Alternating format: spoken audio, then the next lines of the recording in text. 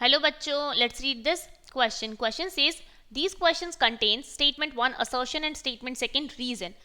Option A is correct when statement 1 is true, statement second is true, and statement second is a correct explanation for statement 1. Option B is correct when statement 1 is true, statement second is true, statement second is not a correct explanation for statement 1.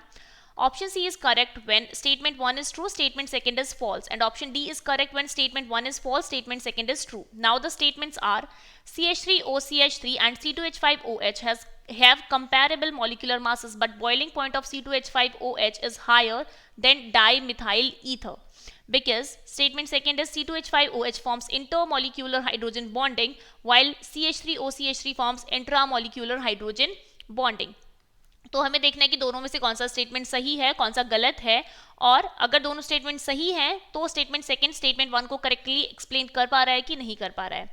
Okay तो यहाँ पर हमारे पास एक तो है dimethyl ether that is CH3OCH3 और second है हमारे पास C2H5OH that means ethanol C2H5OH. This can be also written as CH3CH2OH. Okay both are same. Now we can write our key concept here. देखिए की कॉन्सेप्ट तो दोनों के molecular masses approximately same है. देखिए हम मॉलिक्यूलर मास काउंट करेंगे तो यहाँ पर 2 कार्बन प्रेजेंट है that means 24 4 carbons 2 carbons plus 1 oxygen that means 16 and 6 hydrogen. और यहाँ पर हमारे पास 2 कार्बन है 6 हाइड्रोजन है और 1 ऑक्सीजन है तो 24 प्लस 16 प्लस 6 तो दोनों के मॉलिक्यूलर मासेस ठीक है, बट दोनों के बॉइलिंग पॉइंट में डिफरेंस है. ठीक है क्योंकि इसका बॉइलिंग पॉइंट होता है ना, boiling point is higher as compare to this one. अभी क्यों होता है देखिए जो C2H5OH है वो कैसा होता है C2H5OH.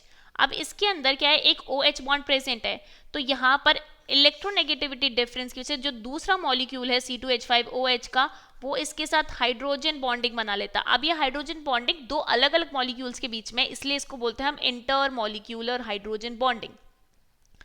इंटरमॉलिक्यूलर हाइड्रोजन बॉन्डिंग ठीक है that is HOH. So hydrogen bonding यहाँ प्रेजेंट है. जबकि अगर हम यहाँ CH3OCH3 की बात करते हैं तो यहाँ पर कोई भी OH ग्रुप प्रेजेंट नहीं है. अगर यहाँ पर कोई भी OH ग्रुप प्रेजेंट नहीं है इसका मतलब हम क्या कह सकते हैं कि यहाँ पर कोई भी हाइड्रोजन बॉन्डिंग प्रेजेंट नहीं है, ना इंटरमॉलिक्यूलर है ना इंट्रामॉलिक्यूलर है. So here we can write in dimethyl